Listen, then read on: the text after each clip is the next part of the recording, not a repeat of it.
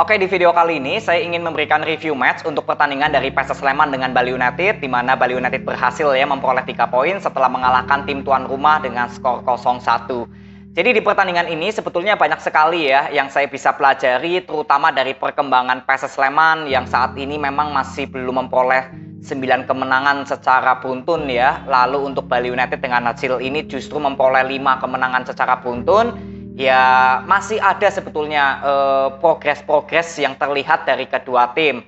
Ya, dari PSS Sleman di pertandingan ini ya, terutama di babak pertama, yang menurut saya menjadi kelemahan PSS Sleman adalah permainannya ini seperti kebawa dengan permainan cepatnya Bali United.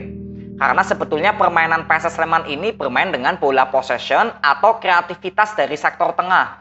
Kunci utama dari PSS Sleman yang sempat mendapatkan hasil yang bagus ya di pertandingan sebelum-sebelum ini ya, kan sempat ya PSS Sleman tanpa terkalahkan tuh.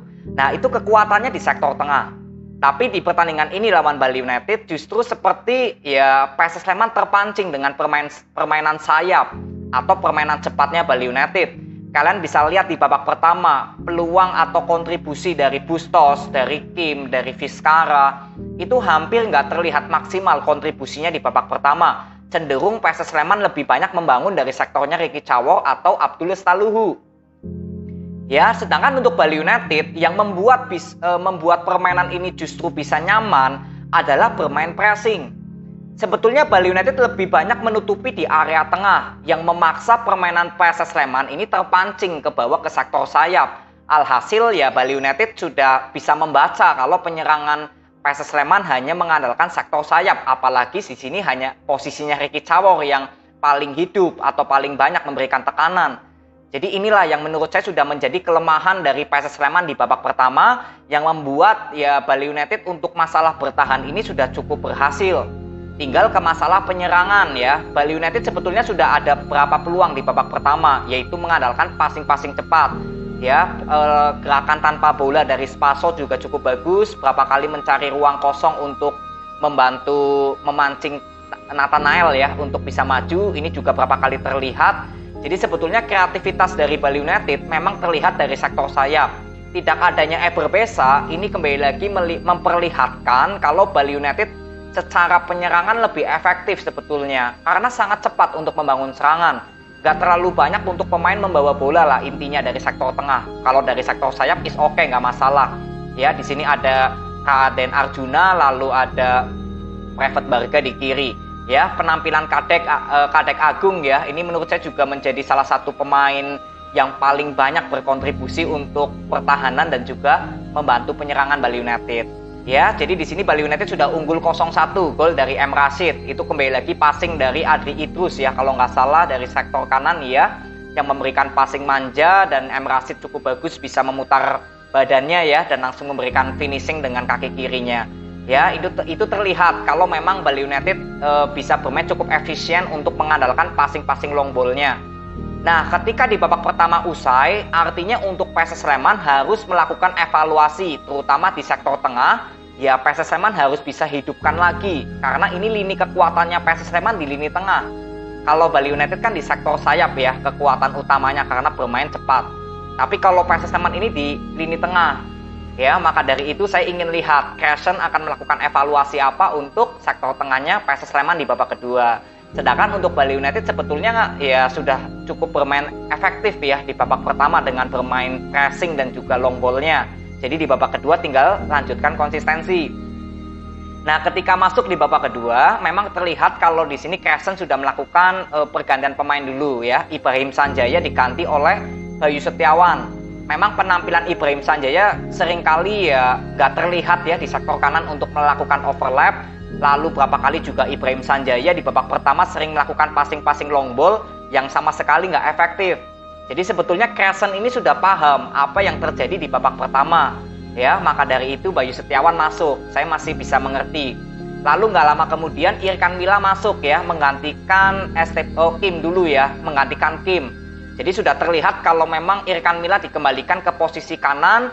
Lalu ya kalau boleh saya bilang posisinya Kim ya diisi oleh Bustos ya, karena Irkan Mila ini juga di pertandingan ini sebetulnya sering merotasi permainannya sendiri dengan Vizcara sebelum diganti.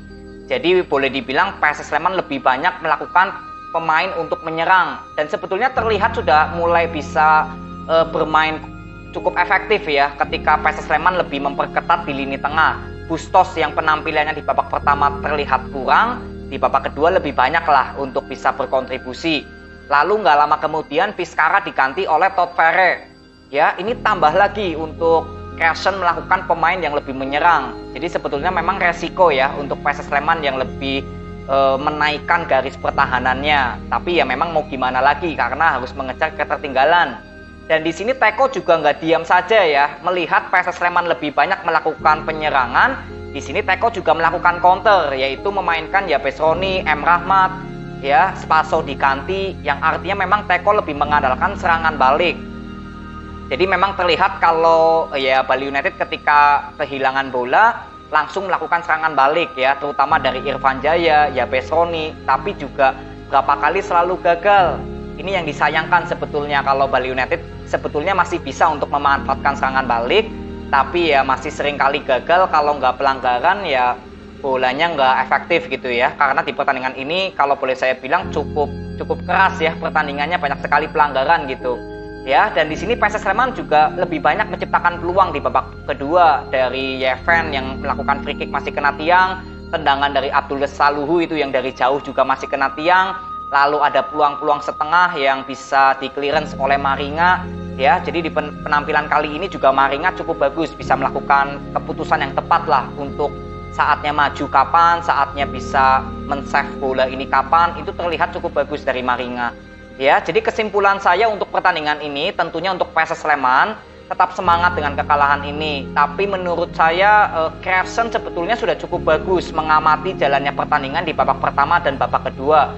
Saya melihat bahwa Kersen ini sudah melakukan evaluasi yang ya memang cukup bagus dilakukan oleh Kersen, walaupun memang bola belum bisa masuk ke gawang dari Maringa.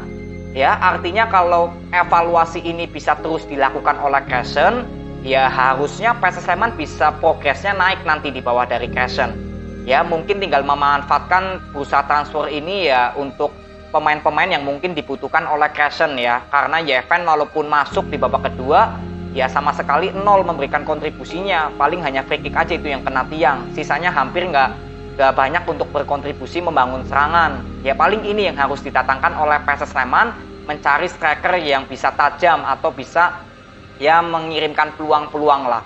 Ya ada rumor Everton dari PSM Makassar yang gosipnya ditekati oleh PSS Sleman. Ya mungkin ini bisa menjadi solusi untuk Kersen. Ya tapi yang paling penting untuk PSS Sleman dengan kekalahan ini ya saya bilang walaupun kalah tapi secara permainan lalu secara evaluasi ya saya puas terhadap keputusan-keputusan dari Kersen. Ya evaluasinya sudah cukup bagus walaupun memang hasil belum mendukung. Ya jadi tetap semangat untuk PSS Sleman.